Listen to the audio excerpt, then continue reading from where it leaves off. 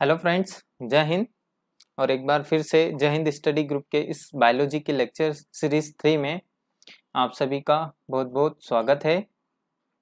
पिछले वीडियो में हमने बेसिक पार्ट्स ऑफ सेल के बारे में डिस्कस कर रहे थे कि सेल के कौन कौन से पार्ट्स होते हैं, कौन कौन से कंपोनेंट्स होते हैं। उसमें हमने 3 कंपोनेंट्स को पढ़ लिया था, जिसमें हमने सबसे पहले डिस्कशन करा था सेल वॉल के बारे में, उसके बाद सेल मेम्ब्रेन, आफ्टर दैट हमने पढ़ा था न्यूक्लियस यानी कि केंद्रक, और हमने देखा था उसमें basic difference between DNA and RNA, यानी कि डीएनए और आरएनए में क्या अंतर होता है। आज जो हम पढ़ने वाले हैं उस टॉपिक का नाम है क्रोमोसोम्स, जिसे हिंदी में बोला जाता है गुणसूत्र। क्रोमोसोम जिसे हिंदी में हम बोलते हैं गुणसूत्र। तो इस टॉपिक में हम देखेंगे गुणसूत्र क्या होते हैं, इनका फंक्शन क्या होता है, इसकी खोज किसके द्वारा की गई थी, क्रोमोसोम्स नाम किसने दिया है, ऑटोसोम क्या होते हैं, एलोसोम क्या होते हैं, क्रोमोसोम्स विजिबल कब होते हैं सर। तो चलिए आइए हम इसको स्टार्ट करते हैं। क्रोमोसोम्स जिसे हिंदी में बोला जा रहा है गुणसूत्र। इसमें आप लोगों को सबसे फर्स्ट पॉइंट क्या याद रखना है, इसमें आप लोगों को सबसे फर्स्ट पॉइंट ये याद रखना है कि इसकी खोज किसके द्वारा की गई थी, यानी डिस्कवर्ड बाय। तो याद रखना आपको, बेंडन नामक साइंटिस्ट ने क्रोमोसोम्स को डिस्कवर किया था, परंतु ये नाम नहीं दे पाए थे। तो ये जो क्रोमोसोम्स नाम दिया गया था, ये नाम दिया गया था पुरकिंजे के द्वारा, पुरकिंजे। ठीक है, तो डिस्कवर किसके द्वारा किया गया था, बेंडन ने करा था। जबकि इसको नाम किसके द्वारा, जबकि क्रोमोसोम्स नाम किसके द्वारा दिया गया, तो क्रोमोसोम नाम दिया गया था पुरकिंजे के द्वारा। नेक्स्ट पॉइंट आपको याद रखना है कि सर ये क्रोमोसोम्स कहाँ होते हैं। क्या याद रखेंगे, क्रोमोसोम्स कहाँ होते हैं। तो पिछले वीडियो में मैंने आप लोगों को डीएनए का स्ट्रक्चर बताया था, और आप लोगों को पता होगा डीएनए का स्ट्रक्चर कैसा होता है। तो डीएनए का स्ट्रक्चर होता है डबल हेलिक्स फॉर्म में, यानी कि कुछ इस प्रकार से। तो जो क्रोमोसोम्स होते हैं ये डीएनए पर इस प्रकार से अटैच्ड होते हैं। कहाँ लगे रहते हैं, तो डीएनए पर लगे होते हैं। तो यहाँ पर हम लिख सकते हैं अटैच्ड ऑन डीएनए, डीएनए पर लगे होते हैं, डीएनए पर लगे होते हैं। ठीक है, फर्स्ट पॉइंट क्या याद रखना है कि क्रोमोसोम को डिस्कवर किसके द्वारा किया गया था, यानी कि इसकी जो खोज थी ये खोज किसके द्वारा की गई थी, तो खोज बेंडन ने करी थी। जबकि इसको नाम किसके द्वारा दिया गया था, तो क्रोमोसोम्स जो नाम था ये दिया गया था पुरकिंजे ने। और नेक्स्ट क्या याद रखना आपको कि ये क्रोमोसोम्स सेल में कहाँ होते हैं, तो सेल का एक कंपोनेंट है, हमने पढ़ा था डीएनए। तो इस प्रकार से डीएनए पर क्या होते हैं, ये अटैच्ड होते हैं, यानी कि क्रोमोसोम्स जो हैं ये डीएनए पर लगे होते हैं। नेक्स्ट पॉइंट आप लोगों को क्या याद रखना है कि सर ये विजिबल कब होते हैं। विजिबल का मतलब क्या हुआ कि सर ये जो क्रोमोसोम्स हैं ये दिखाई कहाँ देते हैं या दिखाई कब देते हैं। तो देखो एक यंत्र है जिसको बोला जाता है इलेक्ट्रो माइक्रोस्कोप, इलेक्ट्रो माइक्रोस्कोप। इस इलेक्ट्रो माइक्रोस्कोप पर यदि हम स्किन की, हमारे बालों की, किसी की भी सेल को रखते हैं, एक ये यंत्र है, इस पे हम स्किन की या बालों की, आंखों की या किसी भी ऑर्गन की सेल को रखते हैं, तो हम देखते हैं कि इसमें इलेक्ट्रो माइक्रोस्कोप में सेल के सभी कंपोनेंट्स हमको दिखाई देते हैं। क्या दिखाई नहीं देता है, तो ये क्रोमोसोम्स दिखाई नहीं देता है। क्या दिखाई नहीं देता है, तो गुणसूत्र दिखाई नहीं देते हैं। बाकी आप लोगों को सेल के सभी कंपोनेंट्स दिखाई देंगे, सेल वॉल दिखाई देगा, सेल मेम्ब्रेन दिखाई देगा, डीएनए दिखाई देगा, परंतु आप लोगों को ये क्रोमोसोम्स विजिबल नहीं होंगे। तो सर ये विजिबल कब होते हैं, यानी कि क्रोमोसोम्स दिखाई कब देते हैं, तो आप लोगों को याद रखना है कि ये दिखाई देते हैं सेल डिवीजन की प्रोसेस में, सेल डिवीजन। और सेल डिवीजन को हिंदी में क्या बोला जाता है, कोशिका विभाजन, कोशिका विभाजन, ठीक है।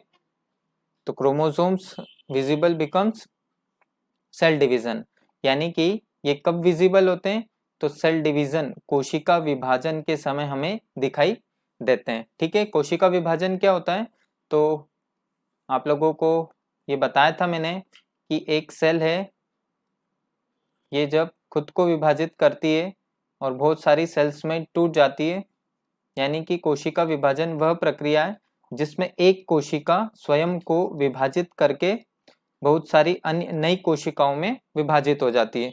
तो इस प्रोसेस को बोला जाता है सेल डिवीजन, यानी कि कोशिका विभाजन। यानी कि हमें क्रोमोसोम्स यदि देखने तो हमें एक ऐसी सेल उठानी पड़ेगी जिसमें कौन सी प्रोसेस हो रही होगी, सेल डिवीजन की प्रोसेस। यानी कि ये विजिबल कब होते हैं क्रोमोसोम्स, तो क्रोमोसोम्स कब विजिबल होंगे, तो ये होते हैं सेल डिवीजन की प्रोसेस में। ये अब हम अगले पार्ट में पढ़ेंगे कि सेल डिवीजन क्या होता है, मैं आप लोगों को बताऊंगा। दो प्रकार का होता है, माइटोसिस एंड मियोसिस। अभी तो सिर्फ आप इतना याद रखिए कि ये सर विजिबल कब होते हैं, तो कब विजिबल होंगे, तो कोशिका विभाजन प्रक्रिया में। कोशिका विभाजन क्या होता है, तो कोशिका विभाजन वह प्रक्रिया है जिसमें एक सेल है ना, इसको आप लोग पेरेंट सेल बोल लो या पितृ कोशिका बोल लो, और इन्हें बोल लो डॉटर कोशिका, डॉटर सेल, ठीक है। तो ये पेरेंट सेल और ये है डॉटर सेल। तो जब एक कोशिका स्वयं को बहुत सारी अन्य कोशिकाओं में विभाजित कर लेती है तो ये प्रोसेस कहलाती है सेल डिवीजन की, यानी कि कोशिका विभाजन की। तो क्रोमोसोम्स हमको विजिबल कब होंगे, तो क्रोमोसोम्स हमें सेल डिवीजन यानी कि कोशिका विभाजन के समय दिखाई देते हैं।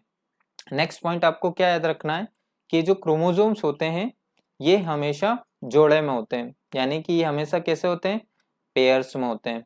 कैसे होते हैं, ये हमेशा जोड़े में होते हैं, कभी भी सिंगल क्रोमोसोम्स नहीं होगा, ठीक है। तो यहाँ से आप लोगों को ये 5 पॉइंट याद रखने हैं। सबसे पहला कि इसकी खोज किसने करी, तो इसकी खोज करी थी बेंडन ने, जबकि नाम किसके द्वारा दिया गया क्रोमोसोम, पुरकिंजे ने दिया। नेक्स्ट पॉइंट आपको क्या याद रखना है, कहाँ पर लगे होते हैं, तो अटैच्ड ऑन डीएनए, यानी डीएनए पर लगे होते हैं, और दिखाई कब देते हैं, तो सेल डिवीजन की प्रोसेस में दिखाई देते हैं। और नेक्स्ट के जो क्रोमोसोम्स हैं ये हमेशा पेयर्स में होते हैं, यानी कि जोड़े में होते हैं। जैसे आप लोगों ने सुना होगा कि जो मनुष्य यानी ह्यूमन है, इसमें कितने जोड़ी क्रोमोसोम्स होते हैं, तो अभी बताया मैंने जो क्रोमोसोम्स होते हैं वो हमेशा पेयर्स में होते हैं। और ह्यूमन बॉडी में टोटल कितने क्रोमोसोम्स होते हैं, 23, यानी इसका डबल करोगे तो कितने हो जाएंगे, 46, ठीक है। हमेशा कैसे रहेंगे ये आप लोग याद रखना, ये हमेशा पेयर्स में रहते हैं, यानी कि जोड़े में रहते हैं। सिंगल क्रोमोसोम्स कभी नहीं होता है, सिंगल क्रोमोसोम्स होएगा तो उससे हमको डिसीज हो जाएगी, मैं अभी बताऊंगा आप लोगों को, तो ठीक है। ये आप लोग याद रखना। जो मानव शरीर है, इस मानव शरीर में कितने क्रोमोसोम्स होते हैं, तो मानव शरीर में टोटल 23 पेयर्स होते हैं, ठीक है। 23 का डबल करोगे तो कितने आ जाएंगे, 46, ठीक है। और ये जो मानव शरीर में ये जो 23 पेयर्स होते हैं ये होते हैं दो टाइप के। एक को बोला जाता है ऑटोसोम, एक को क्या बोल रहे हैं, ऑटोसोम, और दूसरा होता है एलोसोम, ठीक है। एक को बोल दिया ऑटोसोम, ऑटोसोम, और दूसरे को बोला जाता है एलोसोम, ठीक है। ह्यूमन बॉडी में टोटल 23 पेयर्स क्या होते हैं, क्रोमोसोम्स होते हैं। इसमें सबसे पहला कौन सा है, ऑटोसोम, और दूसरा कौन सा होता है, एलोसोम। ये जो एलोसोम है इनको एक नाम से और जाना जाता है, इनको बोला जाता है sex determine chromosome, sex determine chromosome. Hindi में क्या होगा इसका, लिंग निर्धारक गुणसूत्र, लिंग निर्धारक गुणसूत्र, ठीक है। तो ह्यूमन बॉडी में 23 पेयर्स क्या होते हैं, क्रोमोसोम्स, और कितने टाइप के हैं, तो दो दो दो प्रकार के हैं, एक कौन सा है ऑटोसोम, एक कौन सा है ऑटोसोम और दूसरा कौन सा है एलोसोम। और एलोसोम को क्या बोला जाता है, एलोसोम को बोला जाता है सेक्स डिटरमाइंड क्रोमोसोम। यहाँ से ये क्वेश्चन आप लोग याद रखना, सेक्स डिटरमाइंड क्रोमोसोम्स किसे कहा जाएगा, तो वो कहेंगे एलोसोम को। चलिए आइए इसको समझते हैं हम कि ऑटोसोम क्या होते हैं और एलोसोम क्या होते हैं। तो देखो ऑटोसोम में आप लोग याद रखना कि ऐसे गुणसूत्र जो लड़का और लड़की में कैसे हो, कॉमन हो, ठीक है। ऐसे गुणसूत्र जो लड़का और लड़की में कैसे हो, समान हो, उनको क्या कहा जाता है, उनको कहा जाता है ऑटोसोम, ठीक है। यानी कि ऐसे गुणसूत्र जो लड़का और लड़की में कैसे हो, समान हो। सर कितने होते हैं, तो 22 पेयर्स, कितने 22 पेयर कैसे होते हैं, लड़का और लड़की में कैसे होते हैं, समान होते हैं। बचा कितना, एक पेयर। अब एलोसोम क्या होते हैं, तो देखो ऐसे गुणसूत्र जो लड़का और लड़की में कैसे हो, अलग अलग हो, उन्हें बोला जाता है एलोसोम। ऐसे गुणसूत्र जो लड़का और लड़की में समान न हो तो उन्हें क्या बोलेंगे, उनको बोला जाएगा एलोसोम। और ये कितने रहते हैं, तो ये रहते हैं एक पेयर, ठीक है। जैसे हम बात करें मेल की यानी पुरुष की, तो पुरुष में रहते हैं एक्स और वाई। और यदि हम फीमेल की बात करें तो फीमेल में रहते हैं एक्स और एक्स, ठीक है। मेल में एक्स और वाई और फीमेल में क्या है, एक्स और एक्स, ठीक है। चलो अब इसको समझते हम। ये यहाँ तक तो आप लोगों को समझ में आ गया होगा, ठीक है, कि ह्यूमन बॉडी में टोटल कितने क्रोमोसोम्स हैं। तो देखो मानव शरीर में क्रोमोसोम्स की संख्या होती है 23 यानी 23। और ये हमेशा कैसे होते हैं, तो ये हमेशा पेयर्स में होते हैं, जोड़े में होते हैं। दो टाइप के होते हैं, सबसे फर्स्ट ऑटोसोम और दूसरा कौन सा है, एलोसोम। ऑटोसोम क्या होते हैं, सर ऐसे गुणसूत्र जो लड़का और लड़की में समान हो, उन्हें कहा ऑटोसोम। तो 22 पेयर्स है ना, 22 पेयर्स कैसे होंगे, समान है, जो कि लड़का और लड़की में होते हैं। और ऐसे गुणसूत्र जो लड़का और लड़की में समान ना हो, कॉमन ना हो, तो उन्हें कहा जाएगा एलोसोम। जैसे कितने होते हैं, तो सर ये एक पेयर होता है। मेल में कौन से होते हैं, तो मेल में होते हैं एक्स और वाई। और फीमेल में कौन से होते हैं, तो फीमेल में होते हैं एक्स और एक्स। चलिए देखिए, जैसे 22 पेयर्स जो हैं ये तो कैसे रहेंगे, समान रहेंगे। 22 पेयर्स कैसे रहेंगे, ये तो समान रहेंगे। जैसे यहाँ पर हम मान लेते हैं कि जो मेल है यानी कि मेल और फीमेल, यानी हम फीमेल को मदर मान लेते हैं और मेल को फादर, ठीक है। अब यहाँ पर मदर के कौन कौन से हैं, तो मदर के दो ही हैं, एक्स और एक्स। और यहाँ पर फादर के कौन से हैं गुणसूत्र, तो यहाँ एक पेयर है, कौन सा, एक्स और वाई, ठीक है। देखो यहाँ से मदर का आया एक्स और इधर से मदर फादर का आया एक्स। तो ये जो एक्स और एक्स है, एक्स और एक्स, ये मिलकर बन जाता है लड़की यानी बेबी गर्ल, बेबी गर्ल, ठीक है। कैसे, तो देखो ये जो 22 पेयर्स हैं, 22 दूनी 44, मतलब ये 22 पेयर्स तो जाएंगे ही जाएंगे, ठीक है। और इधर से एक मदर का एक्स और इधर से फादर का एक्स, ठीक है। इधर से एक मदर का एक्स और इधर से फादर का एक्स, तो 22 तो ये हो गए। और इधर से एक पेयर ये बन गया पूरा का पूरा यानी 23।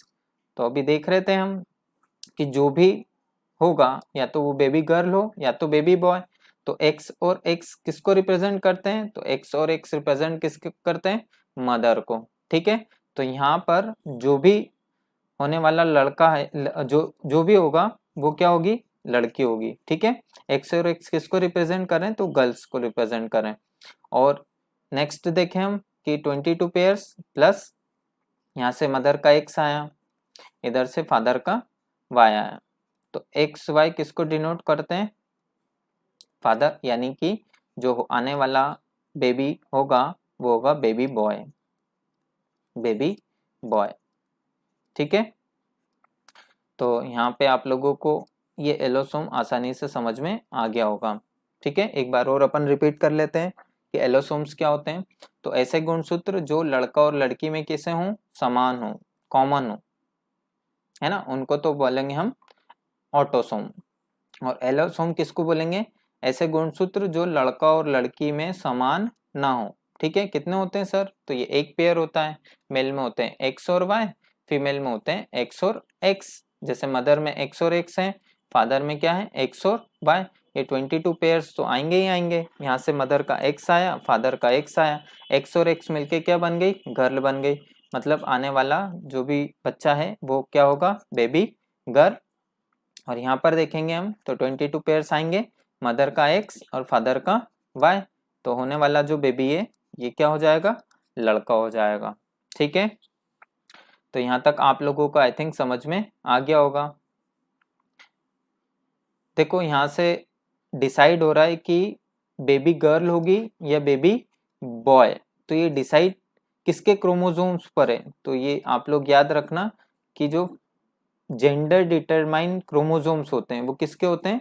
फादर के होते हैं, क्योंकि मदर के तो एक्स एक्स ही हैं। ठीक है, फादर के क्या है? फादर के एक्स और वाई, तो ये डिसाइड करते हैं कि होने वाला बेबी गर्ल है या फिर बेबी बॉय। एक्स आया तो बेबी गर्ल बन जाएगा और वाई आया तो बेबी बॉय बन जाएगा। परंतु हमारा समाज कैसा है आप लोगों को अच्छे से पता है, मदर को ही हमेशा सुनने को मिलती है कि लड़की पैदा हो गई है, पर ऐसा कुछ नहीं, लड़कियां भी आजकल बहुत अच्छा कर रही हैं। ठीक है, तो सेक्स डिटरमाइन क्रोमोसोम्स किसको बोलेंगे? तो सेक्स डिटरमाइन क्रोमोसोम्स एलोसोम्स होते हैं। और किसके गुणसूत्र डिसाइड करते हैं कि लड़का होगा कि लड़की होगी? तो वो याद रखना आप लोग, किसके डिसाइड करेंगे? फादर के डिसाइड करेंगे। ठीक है, चलिए अब हम नेक्स्ट देखते हैं। नेक्स्ट आपसे किस टाइप के क्वेश्चंस पूछे जा सकते हैं? नेक्स्ट आपसे पूछे जा सकते हैं कि सर ड्रोसोफिला में कितने क्रोमोसोम्स होते हैं, या मटर के दाने में कितने क्रोमोसोम्स होते हैं, गेहूं में कितने क्रोमोसोम्स होते हैं, बिल्ली में कितने क्रोमोसोम्स होते हैं, मच्छर में कितने क्रोमोसोम्स होते हैं, या आलू में कितने क्रोमोसोम्स होते हैं, तम्बाकू में कितने क्रोमोसोम्स होते हैं, चिंपांजी में कितने क्रोमोसोम्स होते हैं। तो चलिए मैं लिख देता हूँ, ऐसे कैसे आप लोग उतार लीजिए। देखिए सबसे पहले एक कीड़ा होता है जिसको ड्रोसोफिला बोलते हैं, आप लोग सर्च कर लेना, एक बार देख लेना कैसा होता है ड्रोसोफिला। ठीक है, जो ये ड्रोसोफिला होता है इसमें गुणसूत्रों की जो संख्या होती है वो होती है 4। ठीक है, नेक्स्ट पी, मटर का नाम सुना होगा। मटर के दाने में जो गुणसूत्रों की संख्या होती है वो होती है 7। नेक्स्ट आपको याद रखना है गेहूं, गेहूं गेहूं के दाने में या गेहूं में जो गेहूं के दाने में जो क्रोमोसोम्स की संख्या होती है वो होती है 21। नेक्स्ट आपको याद रखना है बिल्ली, बिल्ली कैट, बिल्ली में गुणसूत्रों की संख्या कितनी होती है? तो गुणसूत्रों की संख्या होती है इनमें 19। नेक्स्ट आपको याद रखना है मच्छर, तो मच्छरों में गुणसूत्रों की संख्या कितनी होती है? तो मच्छरों में गुणसूत्रों की संख्या होती है 6। नेक्स्ट आपको याद रखना है तम्बाकू, तम्बाकू में गुणसूत्रों की संख्या कितनी होती है? तो तम्बाकू में गुणसूत्रों की संख्या होती है 18। नेक्स्ट आपको याद रखना है टमाटर, टमाटर में गुणसूत्रों की संख्या कितनी होती है? तो टमाटर में गुणसूत्रों की संख्या होती है 12, यानी कि 12। नेक्स्ट आपको याद रखना है आलू, आलू में गुणसूत्रों की संख्या कितनी होती है? तो तम्बाकू और आलू में सेम रहती है, यानी कि 18। नेक्स्ट चिंपांजी, चिंपांजी में गुणसूत्रों की संख्या कितनी होती है? तो चिंपांजी में गुणसूत्रों की संख्या होती है 24। मानव, तो अभी हमने पढ़ा कि मानव शरीर में गुणसूत्रों की संख्या कितनी होती है? तो 23 पेयर्स होते हैं। और नेक्स्ट आपको याद रखना है एलिफेंट यानी कि हाथी। तो हाथी में गुणसूत्रों की संख्या सबसे ज्यादा होती है और ये याद रखना कितनी होती है, तो 88 होती है, यानी कि 88। ठीक है, यहाँ से आप लोग एक ये याद कर सकते हो मटर, नेक्स्ट आप तम्बाकू याद रख सकते हो, और एक आप लोग याद रखिएगा मानव, और एक याद रखना आप लोग हाथी। ठीक है, तो ड्रोसोफिला में 4 हैं गुणसूत्र, मटर के दाने में 7 होते हैं, गेहूं में 21, बिल्ली में 19, मटर के दाने में 6 होते हैं, जबकि तम्बाकू में 18, और टमाटर में 12 होते हैं, आलू में 18, चिंपांजी में 24, और ह्यूमन में 23, और सबसे ज्यादा किस्म होते हैं तो हाथी में होते हैं। ठीक है, तो यहाँ तक आई थिंक आप लोगों को समझ में आ गया होगा। तो ये हमारे क्रोमोसोम्स थे, एक बार मैं आप लोगों को फिर से रिपीट कर देता हूँ। क्रोमोसोम्स यानी जिसको हिंदी में बोला जाता है गुणसूत्र, जिसकी खोज बेंडन ने करी थी और नाम पुरकिंजे के द्वारा दिया गया था। सर कहाँ होते हैं, तो अटैच्ड ऑन डीएनए, डीएनए पर लगे होते हैं। सर ये विजिबल कब होते हैं, तो आप लोगों को सिर्फ एक चीज याद रखनी है, सेल डिवीजन प्रोसेस, है ना। सेल डिवीजन प्रोसेस के समय ही हमको दिखाई देते हैं, है ना। और यदि आप इलेक्ट्रॉन माइक्रोस्कोप पर यदि स्किन की या फिर नेल्स की किसी की भी सेल को रखोगे तो सेल के सभी कंपोनेंट्स आपको दिखाई देंगे इलेक्ट्रॉन माइक्रोस्कोप पे, परंतु आपको क्रोमोसोम विजिबल नहीं होंगे। ये कब दिखेंगे, तो सेल डिवीजन की प्रोसेस के समय ही दिखाई देते हैं। नेक्स्ट आप लोगों को मैंने बताया कि ह्यूमन बॉडी में कितने पेयर्स क्रोमोसोम्स होते हैं, तो ह्यूमन बॉडी में 23 पेयर्स क्रोमोसोम्स होते हैं, यानी कि 46 होते हैं, है ना। और ये कितने टाइप के होते हैं, 2 टाइप के होते हैं, एक होते हैं ऑटोसोम और दूसरे होते हैं एलोसोम। ऑटोसोम क्या होते हैं, कि ऐसे गुणसूत्र जो लड़का और लड़की में कैसे हो, समान हो, और कितने होते हैं, तो ये होते हैं 22 पेयर्स। और एलोसोम किसको बोला, तो एलोसोम ऐसे गुणसूत्र जो लड़का और लड़की में समान ना हो, कितने होते हैं, तो ये होते हैं 1 पेयर। ठीक है, यहाँ मेल के कौन कौन से होते हैं, तो मेल के होते हैं एक्स और वाई, और फीमेल के कौन से होते हैं, तो फीमेल के होते हैं एक्स और एक्स। ठीक है, मदर को मान लेते हैं हम एक्स एक्स और फादर के मान लेते हैं एक्स और वाई। ठीक है, तो ये 22 पेयर्स कौन से, तो 22 पेयर्स तो हो गए ऑटोसोम, और यहाँ पे एक मदर से आया एक्स और फादर से आया एक्स, तो क्या हो गया, ये बेबी गर्ल हो गया। ठीक है, जैसे ये 22 यानी इसका डबल करोगे तो 44, और ये एक यानी कि 2। ठीक है, यानी टोटल 46, और यहाँ पे ये 22 तो आएंगे ही, और यहाँ से मदर का x और फादर का y। ठीक है, तो होने वाला जो बच्चा है वो क्या हो जाएगा, बेबी बॉय हो जाएगा। चलो नेक्स्ट, इसमें मैं आप लोगों को बता देता हूँ कि ये जो ऑटोसोम होते हैं, ये ऑटोसोम यदि पेयर्स में ना जाए, जैसे यहाँ पर देखा 22 पेयर जा रहे हैं, है ना, यदि ये पेयर्स में नहीं जाते तो क्या होता, तो देखो जब भी ये पेयर्स में नहीं जाते हैं तो इनके ना जाने से क्या होता है, एक बीमारी होती है, उस बीमारी को बोलते हैं हम जेनेटिक डिसीज। क्या बोलते हैं,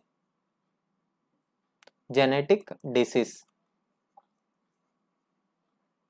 यानी कि आनुवांशिक रोग। ठीक है, ऐसे गुणसूत्र जो लड़का और लड़की में कैसे हों, समान हो, कितने होते हैं, 22 पेयर्स होते हैं।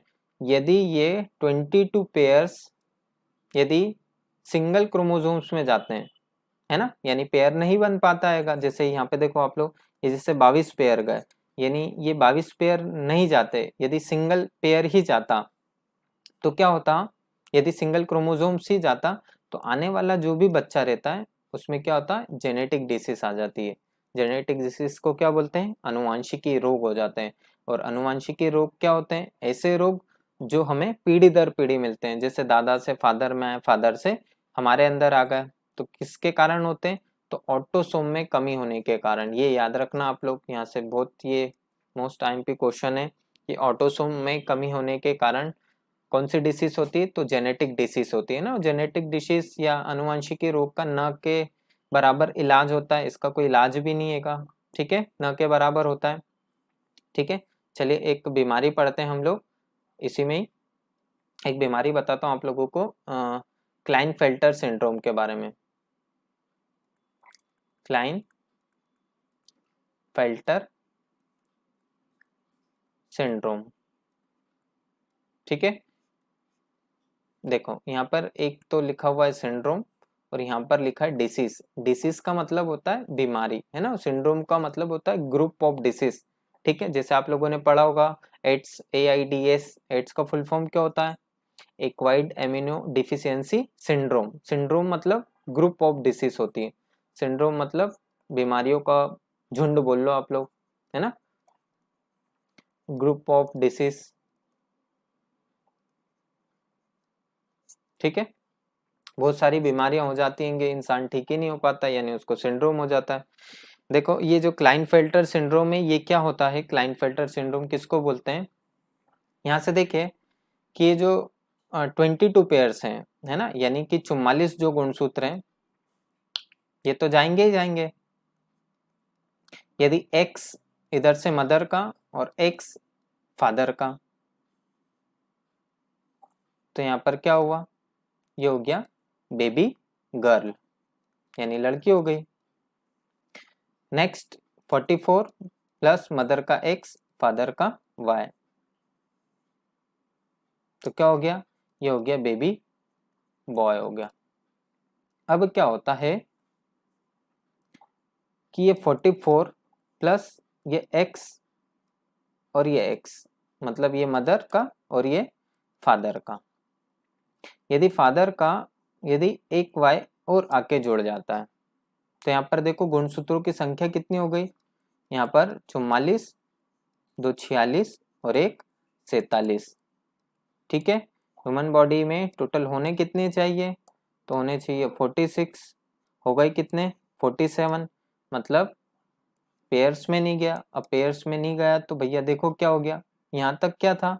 ये 44 प्लस X और X, मतलब यहाँ तक तो थी वो लड़की। ठीक है, क्योंकि X X किसको रिप्रेजेंट करते हैं? X और X रिप्रेजेंट किसको कर रहे हैं? गर्ल को। तो यहाँ तक तो जो भी बच्ची है वो लड़की है ये, और यहाँ पे उसमें क्या आके जुड़ गया? Y आके जुड़ गया। और ये X और Y मिलकर क्या रिप्रेजेंट करते हैं? X और Y किसको रिप्रेजेंट करते हैं? बॉय को, यानी कि ये लड़का। देखो दुनिया बदल गई। होने वाला जो बेबी बॉय है उसमें किसके गुण आ गए? लड़कियों के गुण आ गए। ठीक है, यानी वो क्या बन गया? वो बीमारी होती है, किन्नर बन गया भैया, है ना, उसको बोलते हैं क्लाइनफेल्टर सिंड्रोम, है ना। यहाँ पर देखो X और X तो लड़की के गुण थे और XY लड़के के गुण थे, और आमतौर पर ये जो बीमारी होती है ये याद रखना सिर्फ और सिर्फ लड़कों में ही होती है, क्लाइनफेल्टर सिंड्रोम। ठीक है, लड़कियों में बीमारी नहीं पाई जाती है। चलिए, तो इतना याद रखना। नेक्स्ट आप लोग ये याद रखिएगा कि किसमें कितने क्रोमोसोम्स होते हैं, है ना, ड्रोसोफिला, मटर, गेहूं, बिल्ली, ये तमाकू, एटसेट्रा। चलिए नेक्स्ट पार्ट को देखते हैं हम। तो नेक्स्ट पार्ट आप लोगों को पढ़ना है जीन। नेक्स्ट कंपोनेंट जो है वो है जीन। जीन को जीन ही बोला जाता है हिंदी में। ठीक है, इसमें क्या याद रखना है? सबसे पहले तो वही, इसकी खोज किसके द्वारा की गई थी? तो इसकी जो खोज थी वो करी थी जॉनसन ने। किसने करी थी? जॉनसन ने करी थी।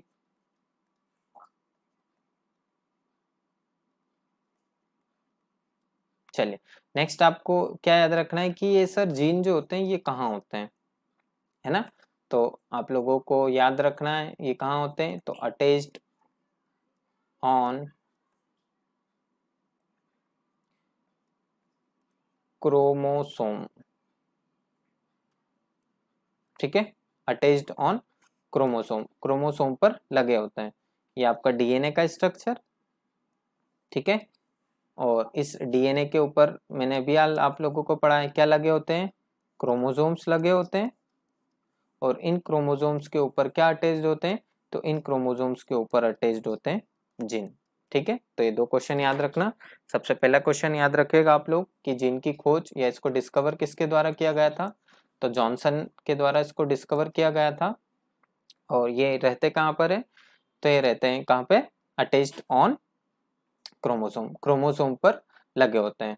नेक्स्ट आपसे पूछा जाता है कि सर ये जीन की जो स्टडी होती है, स्टडी ऑफ जीन क्या कहलाती है?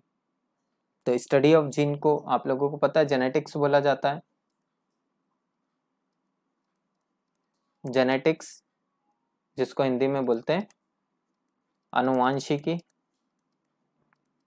जिनमें जो आप लोगों का मेन क्वेश्चन है वो एक ही क्वेश्चन आता है कि who is the father of genetics, who is the father of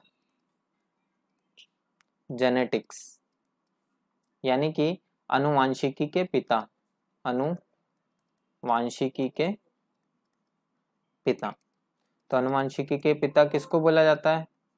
most time पे क्वेश्चन है, जिनसे यदि क्वेश्चन आया तो यही वाला आ सकता है कि who is the father of genetics. तो आनुवांशिकी के पिता हैं Gregor Mendel. Gregor Mendel, Gregor Mendel को क्या बोला जाता है? Father of genetics. Next question क्या याद रखेंगे कि सर जो ह्यूमन बॉडी होती है, इस ह्यूमन बॉडी में टोटल कितने जीन्स होते हैं? तो एक प्रोजेक्ट हुआ था ह्यूमन जीनोम प्रोजेक्ट, उसके अकॉर्डिंग ह्यूमन बॉडी में 30,000 जीन होते हैं। कितने होते हैं? 30,000 जीन होते हैं। ठीक है, सबसे पहला क्वेश्चन क्या कि इसकी खोज किसने करी? तो जॉनसन ने करी थी। कहाँ पर होते हैं? तो अटैच्ड ऑन क्रोमोसोम्स। नेक्स्ट आप लोगों को क्या याद रखना है कि जीन की जो स्टडी होती है तो साइंस की किस ब्रांच में करते हैं? तो उसको बोला जाता है genetics. Next father of genetics. तो फादर ऑफ जेनेटिक्स किसको बोला जाता है? फादर ऑफ जेनेटिक्स बोला जाता है ग्रेगर मेंडल को। और इन्होंने किस पे एक्सपेरिमेंट किए थे? तो मटर के दाने पर करे थे, ये भी याद रखिएगा, पी पर करे थे। और अभी हम लोगों ने देखा कि पी में जो गुणसूत्रों की संख्या होती है वो कितनी होती है?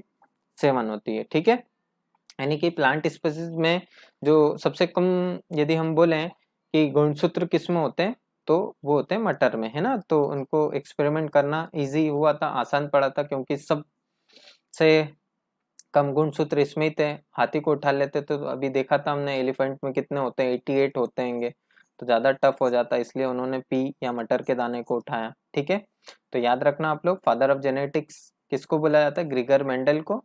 और ग्रेगर मेंडल ने किस पे एक्सपेरिमेंट करे थे? पी या मटर के दाने पे।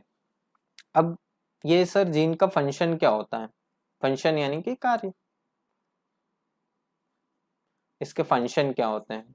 तो देखो, इस जीन को भी बोला जाता है it is a genetic material.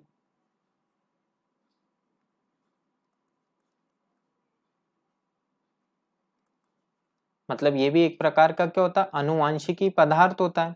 ठीक है, अब ये जीन होते क्या हैं? तो देखो, जीन क्या होते हैं? ये हमारा जो हाइट हुआ, ये हमारी आंखों का आई कलर हुआ, हमारी आंखों का जो कलर होता है,